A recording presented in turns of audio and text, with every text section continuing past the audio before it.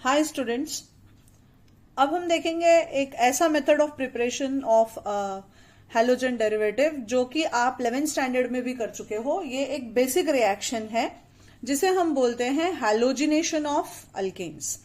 तो जनरल में देखा जाए बच्चे लोग, तो इस रिएक्शन को हम कैसे लिखेंगे कि हमने कोई भी अल्केन लिया RH और उसमें हमने हैलोजन डाल दिया X2, है ना। अब यहाँ पे X2 क्या हो सकता है? वो क्लोरीन भी हो सकता है, ब्रोमीन भी हो सकता है और आयोडीन भी हो सकता है। अब यहाँ पे मैं आपको यदि पूछूं कि यदि इन तीनों चीजों को दे दिया जाए और आपको पूछा जाए कि ऑर्डर ऑफ रिएक्टिविटी क्या होगा, तो आप बोलेंगे chlorine is greater than bromine and bromine is greater than iodine, right. इसका बेसिक रीजन क्या है? क्लोरीन जो है वो गैसियस स्टेट में होता है, ब्रोमीन लिक्विड होता है और आयोडीन सॉलिड स्टेट में होता है। तो आपको जो भी दिया जाएगा उसमें आप हैलोजन X2 को डालोगे। मैं इसे इस तरह से लिख रही हूं और बेस्ड ऑन हम क्या हैलोजन यूज करते हैं कंडीशन वेरी करेगा और ये एक सब्स्टिट्यूशन रिएक्शन दिखाएगा। तो H जो है वो X के साथ निकल गया और दूसरा जो X है वो उसकी जगह पे यहां पे सब्स्टिट्यूट करेगा। तो प्रोडक्ट मिल गया मुझे RX प्लस HX। तो ये ऐसा मेथड ऑफ प्रिपरेशन है जिसमें हम क्या करेंगे, हम एक अल्केन को हैलो अल्केन में कन्वर्ट करेंगे, राइट। अब मान लो मैंने यहां पे क्लोरीनेशन से शुरू किया, तो क्लोरीनेशन का जनरल रिएक्शन क्या होगा? यदि मैं बोलूं कि भाई क्लोरीनेशन का जनरल रिएक्शन लिखो तो वो इस तरह से होगा RH प्लस Cl2, है ना। मैं Cl करके लिख रही हूं और एरो पे कंडीशन आ जाएगा डिफ्यूज्ड सनलाइट या फिर यूवी रेज। इनमें से आप कुछ भी लिख सकते हैं। तो होता क्या है, ये HCl निकल गया बाहर और ये क्लोरीन इसकी जगह पे आ गया, तो मुझे प्रोडक्ट मिल जाएगा RCl प्लस HCl। ये प्रोडक्ट बन गया, राइट। तो हमने क्या किया, हमने एक अल्केन के मॉलिक्यूल को कन्वर्ट कर दिया किसमें? A molecule of chloro alkane में। अब मान लो मैंने आपको दे दिया मीथेन और बोला कि मीथेन का क्लोरीनेशन करो। अब मीथेन का फॉर्मूला होता है CH4। हम उसे बच्चे लोग इस तरह से लिख सकते हैं CH3H। आप इसमें क्लोरीन डालिए और रिएक्शन करिए यूवी रेस के प्रेजेंस में, तो H यहां पे आ गया और Cl उसकी जगह पे सब्स्टिट्यूट कर लिया। आप ऐसे करिए या ऐसे, जो भी जमे उस तरीके से अंडरस्टैंड, जो भी अंडरस्टैंड करना इजी हो वो आप ले लीजिए। और ये बन गया क्लोरोमीथेन प्लस HCl। अब जो ये रिएक्शन जो है बच्चे लोग, ये होमोलाइटिक फिजन से होता है। आगे जाके आप लेक्चर्स में देखोगे होमोलाइसिस के बारे में भी। और होमोलाइटिक का फिजन का जो प्रोडक्ट होता है वो एक फ्री रेडिकल होता है और फ्री रेडिकल जो है वो ऑक्टेट कंप्लीट ना होने की वजह से हाइपर एक्टिव होता है, राइट। तो जब तक आपके सभी फ्री रेडिकल्स एब्जॉर्ब नहीं होंगे तब तक रिएक्शन होता चला जाएगा। तो बेसिकली इस रिएक्शन में मैकेनिज्म क्या है? इस रिएक्शन का मैकेनिज्म होता है हमारा फ्री रेडिकल सब्स्टिट्यूशन मैकेनिज्म। क्या मैकेनिज्म होता है? Free radical substitution. ये सबसे इंपॉर्टेंट चीज है अंडरस्टैंड करना कि फ्री रेडिकल क्या होता है। सब्स्टिट्यूशन तो आप बहुत अच्छे से जानते हो कि क्या होता है। अब ये रिएक्शन फ्री रेडिकल के माध्यम से होता है, इसलिए ये यहां पे इस स्टेप पे नहीं रुकेगा। आगे फिर से आपका जो प्रोडक्ट बना है वो एक और क्लोरीन के फ्री रेडिकल को सब्स्टिट्यूट करेगा और फिर से आपका क्या हुआ, ये Cl मतलब ये यहां से एक H निकला, H एक निकलेगा बच्चे लोग -H, तो ये CH3 हो गया CH2 और उसकी जगह ये क्लोरीन जो है यहां पे सब्स्टिट्यूट करेगा।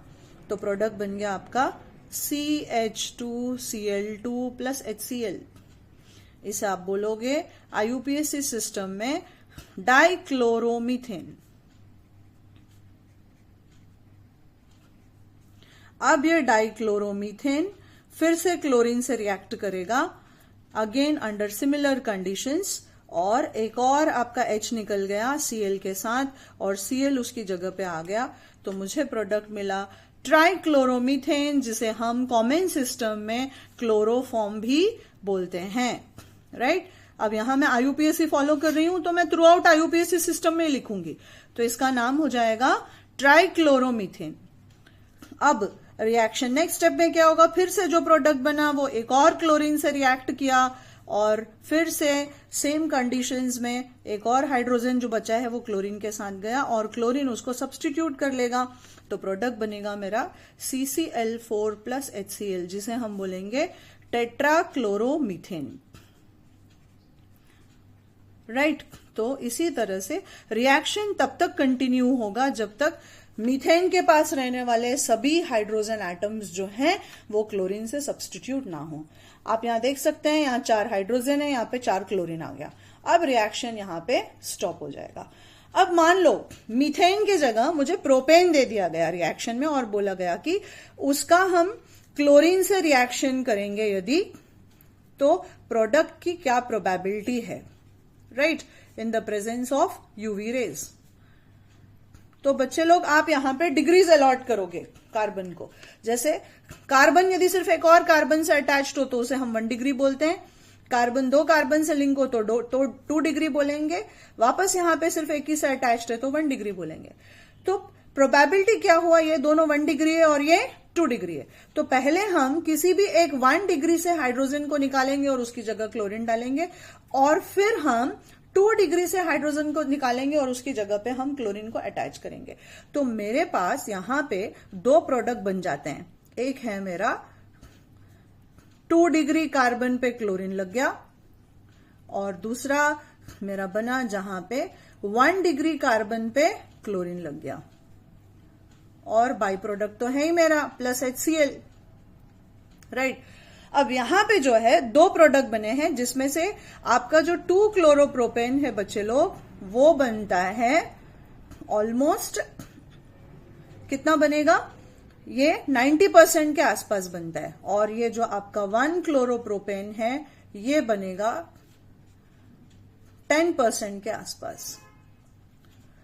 ऐसा क्यों होता है, क्योंकि हमने यहां पे स्पेसिफाई किया है कि मैकेनिज्म फ्री रेडिकल के वाया, मतलब इंटरमीडिएट जो है वो फ्री रेडिकल बनता है, और हम जानते हैं कि फ्री रेडिकल की स्टेबिलिटी ऑर्डर होती है 3 degree greater than 2 degree greater than 1 degree.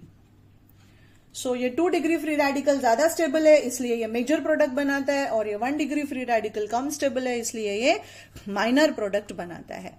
अब आ गया मेरा, इसके जगह यदि मैंने आपको दे दिया से प्रोपेन था यहां पे, है ना, अब मैंने दे दिया आपको कि आइसोब्यूटेन दिया है। ये बहुत बार आपको एंट्रेंस में दिखेगा कि आइसोब्यूटेन या आइसोपेंटेन लिया और पूछा कि मोनोक्लोरिनेशन करने पे कितना प्रोडक्ट बनता है, राइट। तो इस क्वेश्चन को आप किस तरह से देखोगे बच्चे लोग कि मोनोक्लोरिनेशन मतलब अलग अलग जगह से आपको हाइड्रोजन हटाना है और क्लोरीन लगाना है।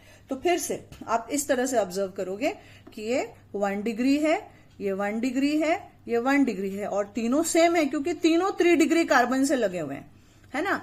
ये क्या है, आइसोब्यूटेन है, राइट। तो आप किसी भी 1 डिग्री कार्बन से H को निकालो और क्लोरीन डालो, एक प्रोडक्ट बन गया। और यदि मैं 3 डिग्री से निकाल के क्लोरीन डालूंगी तो मेरा प्रोडक्ट बनेगा जो कि मेजर होगा। इसे हम बोलते हैं टर्शरी ब्यूटाइल क्लोराइड। क्या बोलते हैं इसे हम, टर्शरी ब्यूटाइल क्लोराइड। ये आपका मेजर प्रोडक्ट है। इसके अलावा मैंने एक और बताया आपको जो कि आपका माइनर प्रोडक्ट होगा, क्योंकि वहां पे आप फ्री रेडिकल जो जनरेट कर रहे हो वो 1 डिग्री का होगा, राइट।